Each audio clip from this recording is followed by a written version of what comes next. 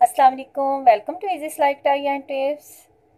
Viewers, जैसा कि पिछले मंडे हमने अपने सिलाई कोर्स में शलवार की जोड़ के साथ कटिंग का तरीका आपको बताया था, तो आज हम इस जोड़ वाली शलवार की स्टिचिंग का तरीका आपको बताएंगे कि हमने इसको स्टिच कैसे करना है स्टेप बाय स्टेप, और किस तरह से ये कैसे इजी स्टेप से ये जल्दी स्टिच हो जाती है। और हम इसके पांचे बनाने का आपको तरीका भी बताएंगे, इजीली तरीका बताएंगे ताकि आप लोग आसानी से और बगैर चोना टाई जो है अच्छा और नीट पांचा जो है वो तैयार कर सकें। और आज भी मेरे पास एक बहुत ही अच्छी बात है कि शायद मेरा अपना ही गुमान है, तो आप लोग बताइएगा ज़रूर कि ये बात कितने परसेंट सही है।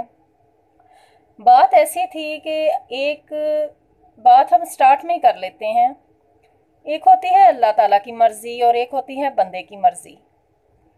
तो दुनिया में जो गम है, जो फ़िक्रें हैं, यूं ही बैठे बैठे ख्याल आया कि इतनी सारी जो दुख हैं, परेशानियां आ जाती हैं अक्सर, तो हम लोग उस पर निढाल हो जाते हैं उस गम से। तो ये गम क्यों है? तो सोच में यही आया कि एक अल्लाह की मर्ज़ी है और एक बंदे की मर्ज़ी है। इन दोनों की मर्ज़ी के अंदर जो गैप है, जो फ़र्क आ जाता है, वही गम कहलाता है। इन दोनों की मर्ज़ी के दरमियान का जो फासला है वो गम है। जितना ये फासला कम होता जाएगा, यानी कि हम अल्लाह की मर्ज़ी के मातहत होते जाएंगे, अल्लाह की मर्ज़ी को मानते जाएंगे कि हाँ जो कुछ हुआ अल्लाह की मर्ज़ी था, तो गम उतना कम हो जाता है। और जितना हम दूर होते जाएंगे अल्लाह की मर्ज़ी से, एक अल्लाह की मर्ज़ी होगी एक हमारी मर्ज़ी होगी, तो गम जो दरमियान का फासला वो बढ़ जाएगा और गम भी उतने ही बढ़ जाएंगे। तो आप मुझे बताइएगा कि ये कितने परसेंट सही है या महज मेरा ही ख्याल है। वीडियो को स्टार्ट करते हैं। अब सबसे पहले आपने ये करना है कि जो हमने ये जोड़ काटा था इसके साथ, आपने उसका ये जो आसन वाला हिस्सा है उसको आपने पहले सिलाई लगा लेनी है।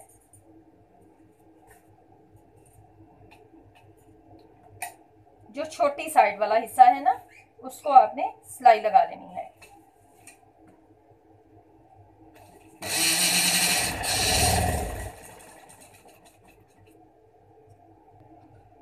उसको आपने सिलाई लगा लिया जोड़ को। अब उसके बाद आपने दूसरे वाले पार्ट को आपने सिलाई लगा लेनी है। ये लंबे वाला पार्ट आपने छोड़ देना है जहां हमने जोड़ लगाना है। जो छोटे वाला हिस्सा है उसको आपने सिलाई लगा लेनी है।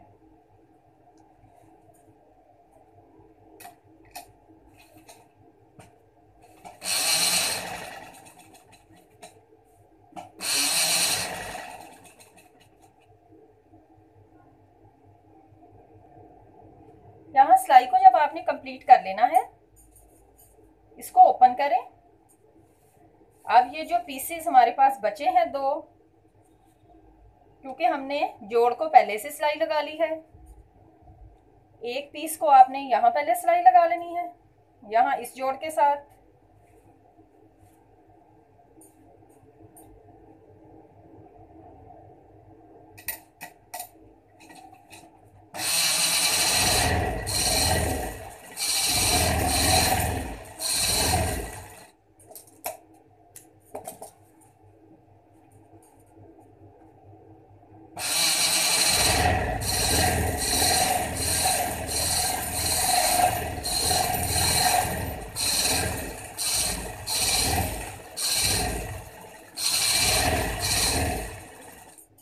और फिर सेकंड वाला पार्ट जो है, अब लास्ट वाले इस पार्ट के साथ हमने इसको जोड़ लेना है।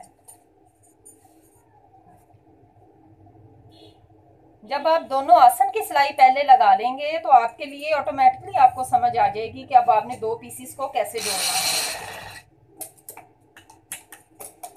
क्योंकि पहले आप जोड़ों को जोड़ेंगे, अगर इसके साथ हम जोड़ को अटैच करेंगे तो आप भूल जाएंगे कि आपने इसको किस साइड से लेना, उल्टा सीधा हो जाएगा। तो आप सबसे पहले जोड़ की आसन की सिलाई लगाएं, फिर जो शलवार की आसन की सिलाई है उसको लगा लें, और उसके बाद दोनों पार्ट्स को आपस में जोड़ दें।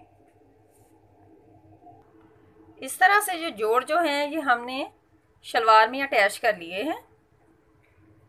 अब हम इसके नेफे की जो है वो फोल्डिंग कर लेंगे। यहाँ मैं छोटा सा एक हल्का सा इस तरह से इसकी फोल्डिंग का पार्ट बना लूँगी। उसके बाद हम इसको सिंपली तरीके से जो शलवार की फोल्डिंग है वो कर देंगे।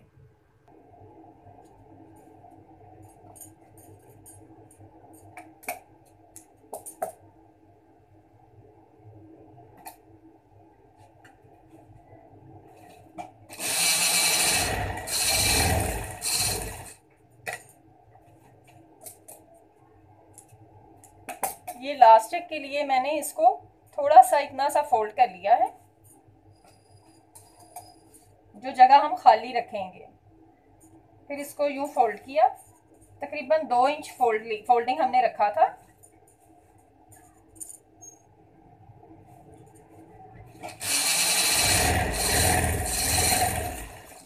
यहाँ आपने सबसे पहले ये ख्याल रखना है कि ये सिलाई के बिल्कुल बराबर आए, ताकि आपके बल नहीं पड़ने चाहिए ये जो फोल्डिंग है इसमें। अब आप हल्का हल्का सा इसको, बिल्कुल खींचना नहीं है, कपड़े को बिल्कुल भी खींचना नहीं है, बिल्कुल ऐसे हल्का हाथ रखना है।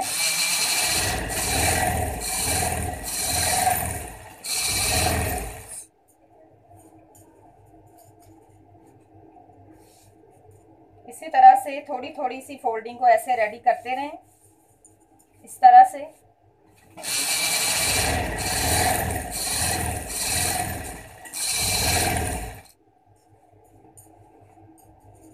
ये कभी भी इस तरह से बल नहीं आएगा। आप थोड़े थोड़े हिस्से को तैयार करें, यूं थोड़ा सा कपड़ा अंदर को फोल्ड करें और इस तरह से रखें, और कोशिश करें कि कपड़ा जो है वो बिल्कुल बराबर चौड़ाई में आए, ज़्यादा ना करती जाएं। इसलिए इसको थोड़ा थोड़ा जब आप इतना सा तैयार करेंगी तो वो लग जाएगी सिलाई, तो उसके बाद आप नेक्स्ट में उसको रेडी करोगे।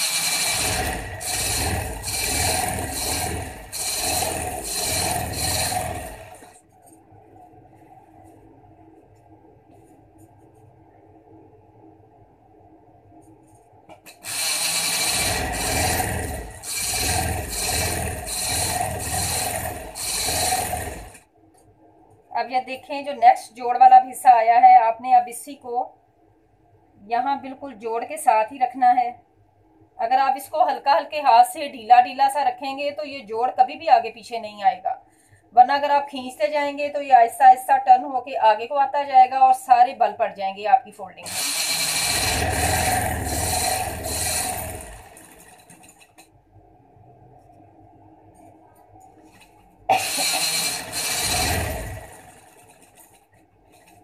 ये देखें, ये बिल्कुल उसी सिलाई वाली जगह पे हम लोग इसको ले आए हैं।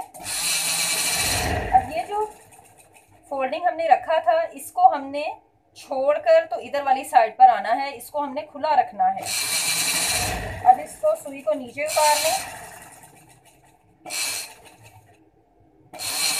और यहाँ पे इसको लास्ट पे करें।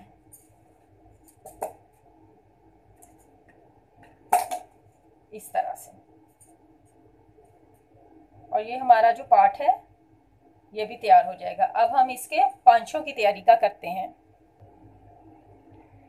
पांचा जो है इसकी मैंने, आप जो भी बुकरम जो भी चीज़ यूज़ करते हैं आप वही कर लें, लेकिन मैंने इसको 1 इंच चौड़ा जो है वो पांचा बना रही हूँ। 1 इंच चौड़ा मैंने इसको ले लिया है, क्योंकि मैंने इसकी जो फोल्डिंग थी शलवार की वो मैंने 2 इंच ली थी। इस शलवार की फोल्डिंग मैंने, जो पांचे की फोल्डिंग थी वो 2 इंच ली थी, क्योंकि मैं इसको डबल टर्न करूंगी। उल्टी साइड आपने रख लेनी है, ये वाली उल्टी साइड है। यहाँ से आपने देख लेना है कि ये देखें ये उल्टी साइड है, तो इसको आपने यूं रखा।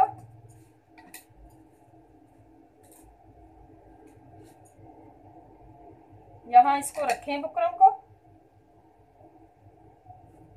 यहाँ, और इस तरह से मुकम्मल जो बराबर इसके फोल्डिंग कर दें। जितनी भी आपने फोल्डिंग ली होगी आपने इसको उतना ही फोल्ड करना है।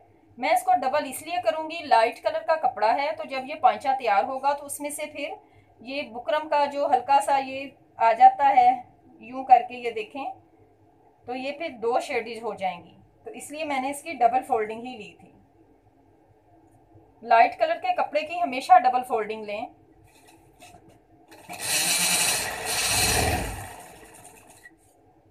और इसे मुकम्मल कंप्लीट कर लें सिलाई को। इस तरह से जब आपने एक सिलाई को कंप्लीट कर लिया तो इसको यूं डबल टर्न कर लें, और सबसे पहले मैं इसके इधर किनारे पे सिलाई लगाऊंगी, उल्टी साइड से ही लगा रही हूँ। आप नोट करिएगा, उल्टी साइड से जब आप इस तरह पांचा बनाएंगे तो वो बहुत नीट बनेगा।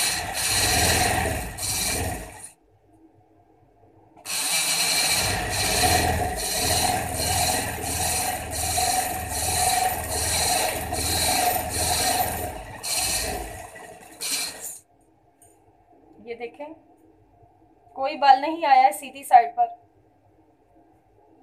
अब इसके किनारे पर आपने यहाँ एक सिलाई लगा लेनी है। नॉर्मली आजकल यही पांचा चल रहा है, ज्यादा सिलाई वाला पांचा जो है वो अब नहीं चलता है, इतना नहीं है।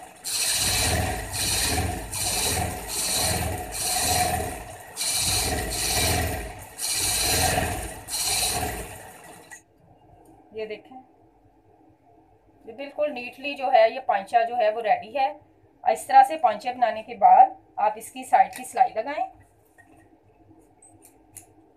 जितना भी चौड़ा आपने अपना पांचा रखती हैं उतना चौड़ा पांचा लेने के बाद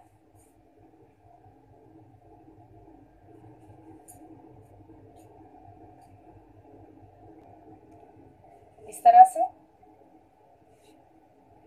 अगर मैं इसका इतना पांचा ले रही हूँ तकरीबन 7 इंच है, तो आपने इसको यहाँ से टर्न करना है और यहाँ जो ऊपर हमने सिलाई लगाई है इस सिलाई पे आपने इसको इस तरह से टेढ़ा रख के यूं, क्योंकि इसकी तिरछी, जितनी सिलाई शलवार की तिरछी होगी उतनी ही ये खूबसूरत आएगी। इस तरह से आपने हल्की सी सिलाई जो है वो बिठा लें या इस पर निशान लगा लें इस तरह से। ये देखें, तो ये आपकी बहुत खूबसूरत जो साइड की सिलाई है वो रेडी हो जाएगी। Thank you.